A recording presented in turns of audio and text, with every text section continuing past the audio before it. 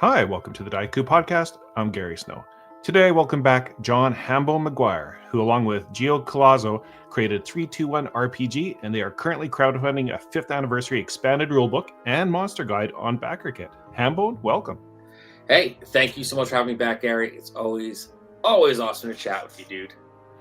Well, let's talk about this. I mean, I've previously had you on the show. I'm going to put the links up above and down below so that people can check it out. And at that time, you were going by the moniker 321 Action. Tell us what's transpired since we had you on here last. So, we've changed the name twice since then.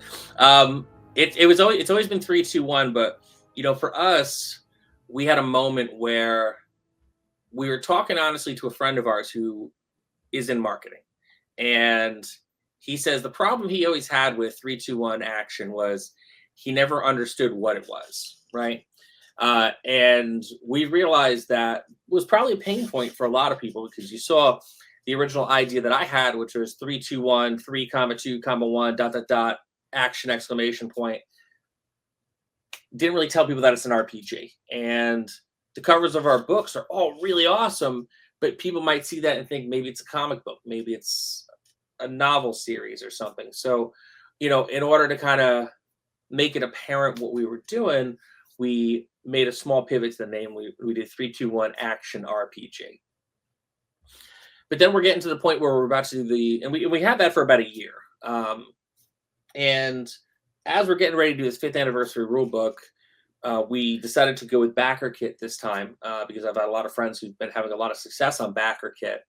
And we were working with their marketing team, getting ads ready, and they sent us an email back where the email just said on top, like the subject on the thing that they'd laid out for us with all the marketing stuff said 321 RPG. And Geo was up here with me. We were looking at the computer, going over stuff together, and he was like, "I love it." And I'm like, "You love what?" And he's like, 321 RPG. And he's like, it kind of says everything about what we are, which is a system that you could really play kind of any adventure you want with. And it's fast and easy to pick up and play. And I was like, we do have a thing we're launching next week. And he's like, I know. And I was like, so if we're going to do this, we got to do this right now.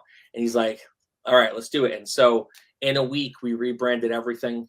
And honestly, I think, we had our buddy, Zach Gielongo, who did the cover of the rulebook and the Encyclopedia Monstergoria, redo the logo for us on the fly. I'm changing everything across social media to 321 RPG on the fly. But I think it helps. I honestly think that companies and people who make art should never be afraid to pivot if there is a better way. Because honestly, for me, if we always wanted to make the game accessible. And that's why we use a single D10 and so quick roll under system. But it's not accessible if people don't know what it is. So we did that. We made the pivot. Now it's 321 RPG. No takebacks. Until the next time. But yeah. But let's bring it up on the screen here. So look at your new logo, and it's got I have to say that's kind of got the 70s Tupperware vintage vibe colors to it. Yeah, I love it. I mean, I grew up, I'm born in 79. I grew up in the 80s, the 90s. So like, it's right over the plate for me. Cool. I think I saw that pinstripe on a Toyota, those old Toyota pickups, and those are like iconic. Yeah. Yeah. But so tell us what exactly is going to be in this 5th anniversary. And first of all, congratulations. I mean, that's a big milestone that you can get to. Like not many indie game designers can reach that. So that's great. And then secondly, like you put out some previous products, but so why the 5th anniversary edition? You know what? So when this comes out, it'll be our 5th anniversary. It's going to be the year that's our 5th anniversary. We're about 4.5 years in now. We never launched a rule book. And that's me being a terrible business person. When we first launched our first thing, it was Rocket to Russia for Zine Quest, and we put the rules in the book. And then we made a quick little rule book to give out to people that we just tore the rules out of that first book. And then we updated it again to like a rule book 2.0 to give out to people when they bought books. But like, we never actually launched the rule book. We never were like, hey, people who've never heard of us, like this is the book. So we wanted to do something that would really show people what we were about, how flexible and easy the system is to use, but also do it in a way where, I love DCC. I love Goodman Games. I love the DCC rule book because not only do you have the rules, you also have an adventure in the back. You kind of have like everything that you need to just buy this one book and pick up and play. And so we kind of wanted to bring that energy to the expanded rule book. So you're going to have all the rules, including some rules that we've never had in print before that we're adding in. And then you're going to have 2 adventures from me, 2 adventures from Geo. Well, I mean, essentially from me, from Geo and I, because we're both, elbow deep in these adventures. But 2 of my ideas, 2 of his ideas, and then adventures from whoever we can unlock in the stretch goal. So we already have an adventure coming from the Neon Lord, Brian Shutter. We've also got an adventure coming from Joey Royale from WHPA Fairhaven. Up next is going to be Jay Domingo from Mystic Punks. We have Levi Combs on deck if we can unlock him. And I think we're going to be able to get there. But for me, it's also important that I'm able to highlight the people who I admire most in the hobby. And so this could be a book where it was just focused on the work that Geo and I did. But, the hobby is much richer, I believe, when you're involving other people and bringing them to the table. So, Levi, Jay, Joey Royale, Neon Lord Brian Shutter. These are all people whose games I love to play and who kept me passionate about playing games and writing games. So I really want to be able to highlight them in this book. And, as much as I want to turn people on to 321 RPG, I think it's also cool to turn people on to some other creators and their style of games as well. So that's going to be expanded rulebook. It's going to be a thick rule book for sure. And these are hardback. And how many pages approximately? I know it's always a little bit fluid. Probably about 150 pages, I would say. But we're coming in at a really nice price point because we want to also, again, we need to make money. Obviously, we're a for-profit organization. We don't make money. We can't produce these books. But, the deal we have going on right now in the Backerkit is you can get the rule book and the Encyclopedia Monstergoria, which is a straight-up monster book. Both books hardcover for $50, or individually for $30 a piece.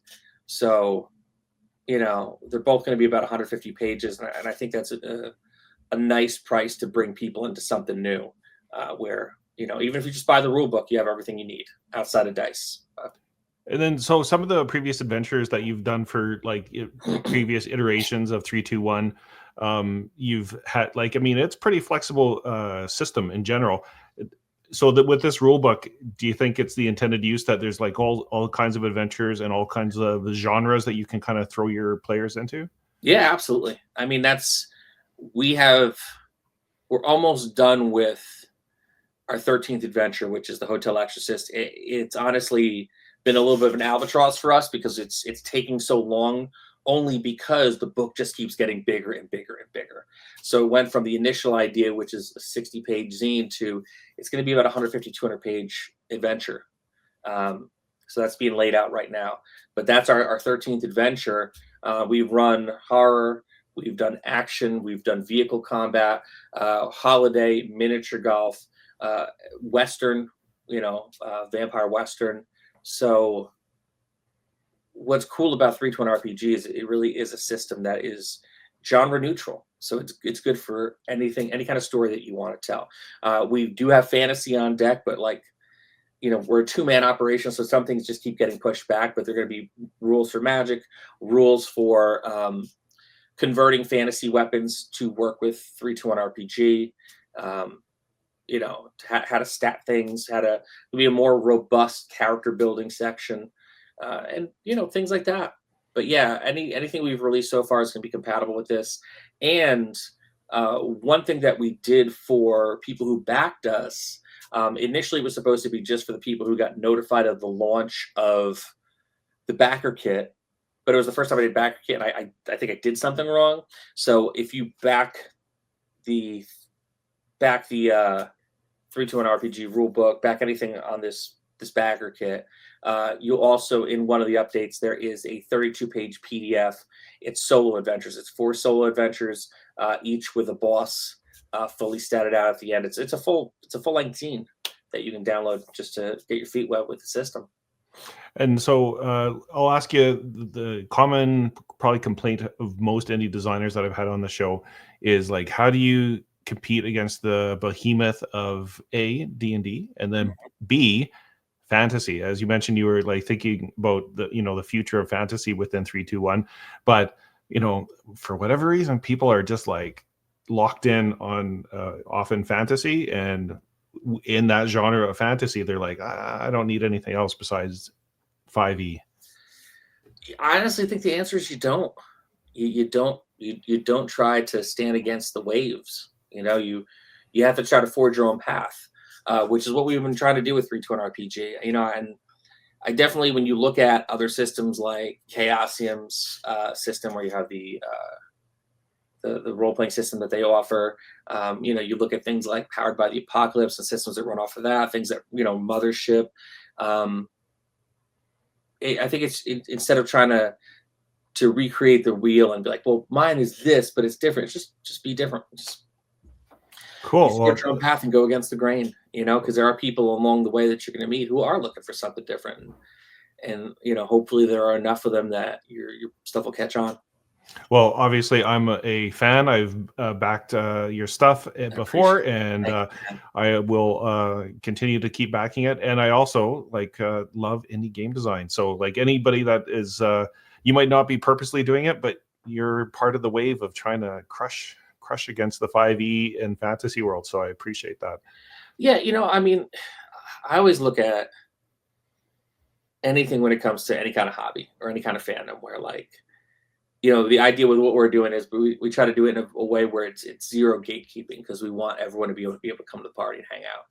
And I also look at things like, I love, traditional D&D. I never will give up the ghost on that. But, I also recognize that there is a certain barrier to entry that, often when people kind of come into the hobby, they look for a quick off ramp because it's a little more than they bargained for. It's not like they see on TV. So I think it's, important to find a way to balance that out and encourage people who dare to step into it just to stick around a little longer, because there's cool stuff coming. So. And so you've got the rule book, and it's got some new features. I think you got vehicle combat. What else you got there? You got magic, Western quick draw, stealth, detective rules. We're going to be adding in stealth rules. We're going to be adding in. So one of the things that we do is because it gets annoying, I think, at a lot of tables. Like a lot of people this will resonate with them, is that when people are like, I'm going to roll to see if I find something. It's like, nope, you didn't find it. And then 5 other people go down the chain. We have a thing where it's like, just let them find it. If it's there, let them find it. Yeah. However, we do encounter people who want a little more nuance to that. So we have detective rules that will give you kind of a range of if you're trying to help, if they're trying to solve a mystery, you don't want to give them everything. Here's kind of a chart and a range of what they would need to roll, within their stat to be able to find the thing that they're looking for, to get a juicier clue. And again, a little bit more expanded fantasy rules, because I think the barrier to currently using ours with a fantasy setting is that you have so many different fantasy weapons, but there's an easy way to convert them to what we do in action, or what we do with 321 RPG. And you see that, for me, that's the problem. Trying to unlearn the name of the company that's been 5 years. And then you also, as part of the Backerkit, and maybe I'll stop and ask you right now, how have you found Backerkit compared to Kickstarter? Because all your previous items have been on Kickstarter. What's the difference for you as far as what can you recommend to other indie game designers? I've nothing bad to say about Kickstarter. Kickstarter's been good to us, and I've appreciated working with them for all these years. This was our 10th campaign, and I've had friends who took a stab at Backerkit, and one thing they told me was their marketing team is really great to work with. And one of my major pain points, and when we go to do this, is that Geo and I don't really know marketing. And when you're placing ads on Facebook and Instagram, and you're kind of just pissing in the wind, and hoping you're on the right side of that breeze. But with Backerkit, they make you provide the art assets, and they'll kind of give you a little bit of a, they'll kind of give you feedback on the art assets, and they take care of all the text that will really resonate with people, and they know how to place them so you get the most bang for your buck when you're looking at return on ad spend and getting people to click that link and get them back over to us. So, they did a great job with that. We paused the ads for a little bit in the middle because there's just that point, inadvertently, and you've done crowdfunding, where in the middle of it all, like, people are just kind of, they're only paying attention to you at the beginning and the end. So working with them like that, they've also been fantastic with giving feedback on the actual layout of our campaign and how to really make it so it looks the most professional, how it will really resonate with people, easy to read. So the formatting of this, they were a tremendous help with, as far as getting the page to look how the page is. They also were great about being like, hey, it's important to kind of, build community through answering questions in the community section, and like consider like partnering up with another brand to funnel people to each other's thing, which I kind of missed the window on, just because the way it all lined up time wise, we had to push ours back a week. Think about doing a live stream on the actual Backerkit. All these like little things that I think maybe once you've hit your 10th campaign for crowdfunding, you kind of maybe get lost in the sauce a little bit, but it was definitely a really grounded approach that I appreciated, and I think it helped us have a really strong launch and get to the point where we're at so far. Cool. And then I have up on the screen Encyclopedia Monstergoria. Tell us about what's in there, because you've got all these divergent worlds, you got like different genres and that kind of thing, but how do you approach the monsters?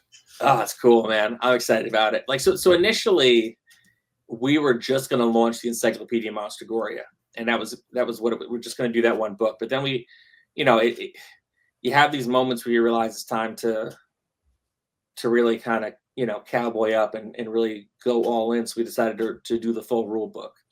But the Encyclopedia Monstergoria, we love monster books. And I think most people who like RPGs, that's like their favorite book is a monster book. And we have like, 5 years worth of monsters already, and there's more being created all the time. So what we wanted to do, and this is Geo's idea, and I think it was brilliant, was create a monster book that is slightly non-traditional, where we approach the monsters in a very like David Attenborough-esque, where we're talking about kind of like seeing them in the wild and experiencing them like out in the world, versus like, this is what this monster does. And we'll tell you a little bit about their special power, the ecology, where they come from, the basic stats of the monster, but it isn't so bogged down with like just a stat block. It's something more.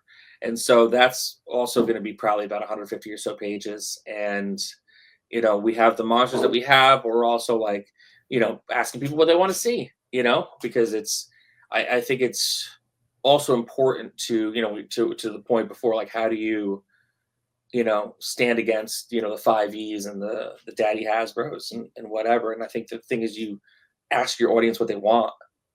And so we're like, hey, what do you want to see? You want to see universal monsters? You want to see aliens? You want to see like whatever? Like, I'll stat a monster up to the cows come home, man. I'm ready. So yeah, we got some feedback on that. Some more monsters we're going to add in there. The monsters that are created by the dudes who are writing the Adventures from Us are also going to go in there as well. We're going to have like some standard monsters, like if you just need like Bob the Goon from Batman, like, I'm just, yeah, boss, whatever you need, and someone to punch, Bob will be in there as well. So I got to ask, I know you're on TikTok. Yeah. So what's your handle on TikTok before we forget here? That's a great question. Well, we'll come back to that. But my thought is, and I know you're on Instagram as well, you got to do some David Attenborough voiceover videos of your monsters, like when they all get said and done. That's a fantastic idea. Actually, you know what? Like being the Gen Xer now on the TikTok, I got a CapCut account to start making videos. So that's a great idea. Out in the wild, the Amphicora. When Darwin first got to the island of the Galapagos. Yeah, I got it. Yeah. I'm at 321_RPG on TikTok. Okay, and I'll have a link in the description and the show notes before for everybody to follow you. And I'm at Daiku Games in case anybody else wants to see me on TikTok. The other question I had is, as far as the stats go for the monsters, did you have to do any kind of recalibration? Because I suspect, you do one adventure in one genre, another adventure in another genre, and then you now put them all on the same playing field, and you're like, oh, maybe that was too high here or there. Yeah, I definitely think there'll definitely be some slight adjustments. Not so much in the stats, but more of the, so we use luck points instead of hit points, which on the player side of it can be spent to adjust rolls. And you could also adjust rolls like on the monster side of it as well. You can't adjust damage, but you can adjust, like, if you're jumping across the pit and you blow your roll, you could find ways to make it happen. But I definitely think that, and this is something that you learn from just kind of years of doing it, and which is also going to be in the rule book, how to, like, and probably the monster book, how to build a monster more aptly. Some of the actual, like, luck points amount is definitely off on some of the monsters where, you got the right gang of people who are at the table and they're just stomping ass. So you got to make some adjustments there to make them a little more tougher. But damage wise, they're all super deadly, but you got to find a way to balance them out so they're not a glass cannon. Cool. And so I've got to put on the screen here, we've got the different tiers for backing. So we've got your PDF editions and your hardcover editions. And then what's this tailor-made rewards about? So we always want to try to do something cool that really kind of lets people into the process. So Mad Scientist Monster Creator, what it is that I'll do a Zoom session with anyone who backs at that level. And we'll just shoot the breeze. We'll talk about monsters, what you like, what you not like. And we'll build a monster together that we will fully stat out and get an artist to do, like, a badass drawing of that monster. And we will put it in the book, and we'll mention your name, like when you first encountered this monster in such and such place, blah, blah, blah. But yeah, I think it's something cool to do where it's interactive. And if you really like, like the idea of, like, oh man, I want to build a monster, we could do it together. And I would love that. I absolutely love hanging with people talking about monsters. It's kind of what I do at most parties anyway. So this time we'll do it over Zoom. And there's a little caveat there to be respectful for your monster names. So I'm just thinking about, like, whenever they have those, like, name the boat contests and it's like Tuggy McTug's Hug or whatever, something like that. Yeah. Like, if it's going to, and if it's going to live forever, you want it to be something cool, like, And so we've got the stretch goals listed here. And I think we're pretty close to Levi, right? Yeah, we're about to unlock Levi. And then Jay Domingo. Mm-hmm. And then epic levels at 10,000. Yeah, so they're fantastic. If you're not familiar with epic levels, everyone should be. Epic levels rap gods. You have the Dragon Warrior, the Tiger Wizard, and they in one facet will do mad dungeons where they'll interview people and you'll build a dungeon room together, and they'll put up the art for it. And so you have ultimately, after I think a year or two, they had a whole build a dungeon thing where, like, you had like me, you had Banana Chan, you had like Brian Shutter, you had everyone and their mother from the hobby did a room, and Tiger Wizard would draw it up and other people would draw it up. And then the other side of it is they release nerdcore rap albums where they sing about, like, bugbears and like haunted castles and this and that. So they've been doing tracks about different people's games. So they're doing a track about 3-2-1 RPG, which was definitely a curveball for them when I was like, hey, it's not 3-2-1 action anymore. It's 3-2-1 RPG. Like, Kobe still used the word action. I was like, yes. And then let's talk about just the overall team that you put together here. Yeah.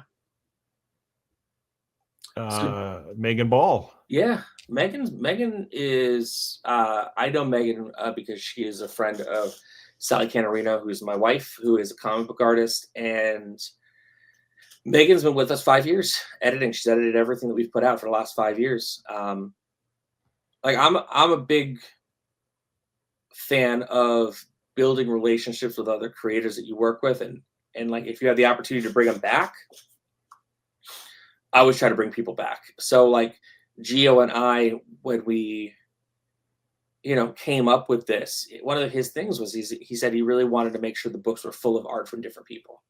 So most of our books, with certain exceptions, we'll always have about 10 to 11, 13 different artists in there. And the art all black and white?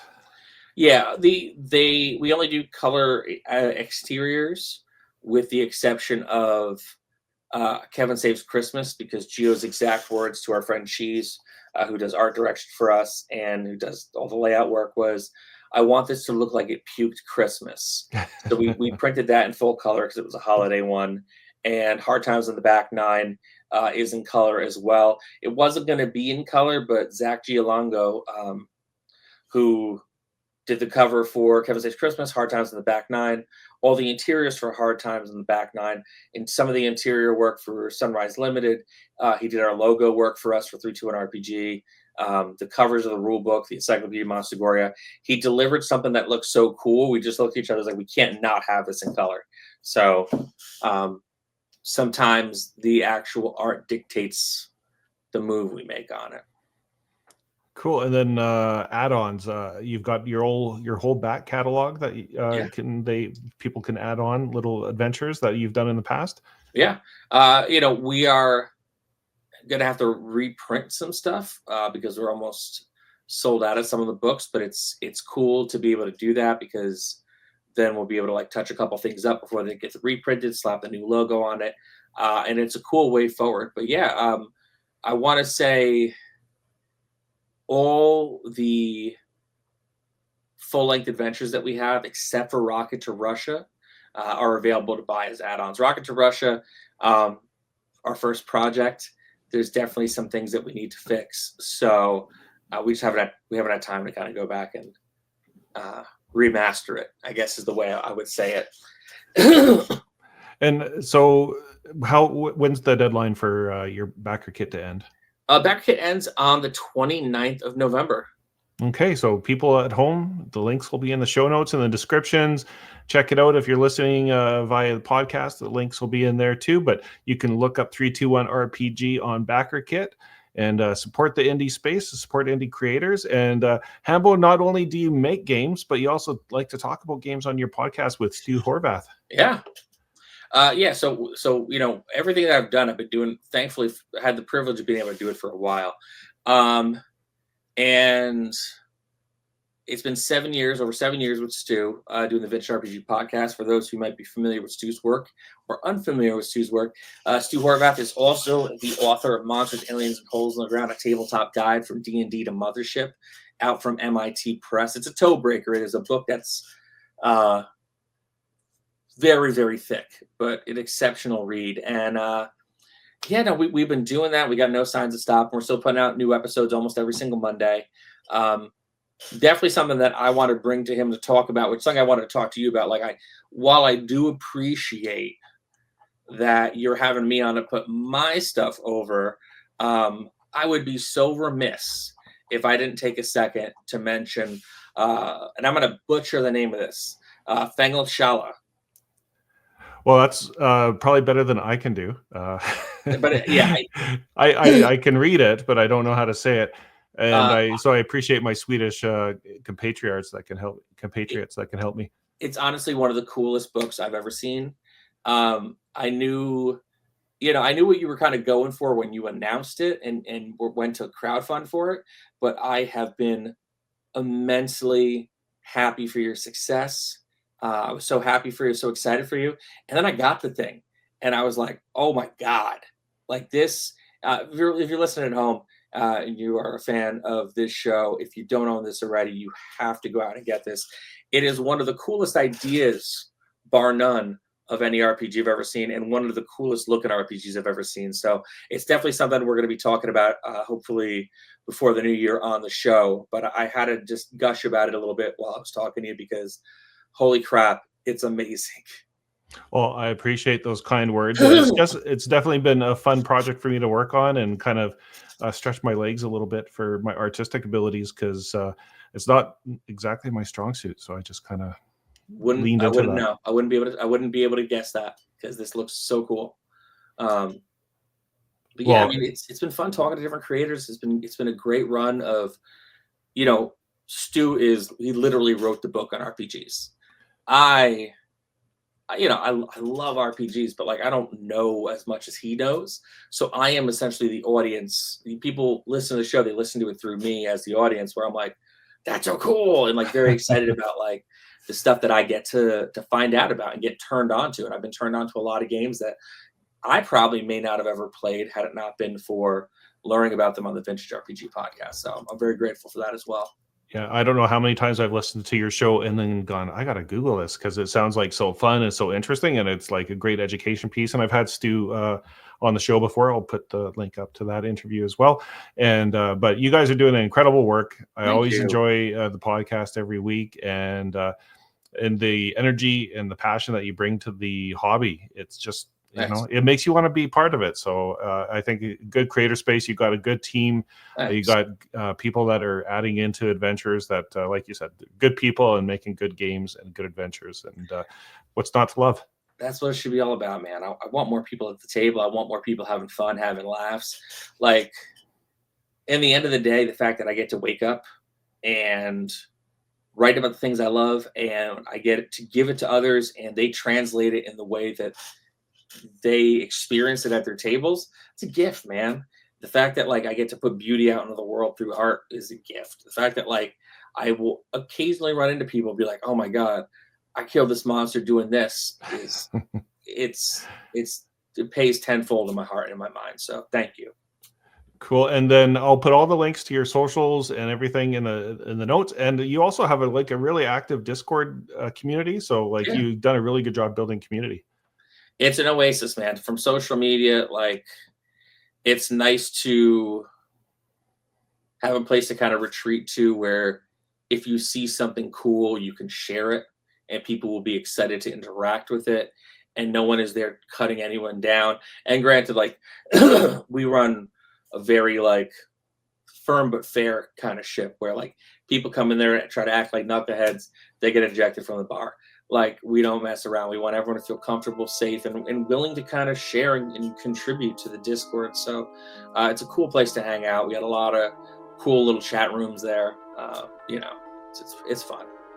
Right on. So Hambone, thanks for coming on the show, chatting about 321 RPG. My pleasure. For those at home, get out there and back it November the 29th on Backerkit. Look up 321 RPG there. And Hambone, best of luck for the remainder of the campaign. Thanks, man. I appreciate it. Always great to see you.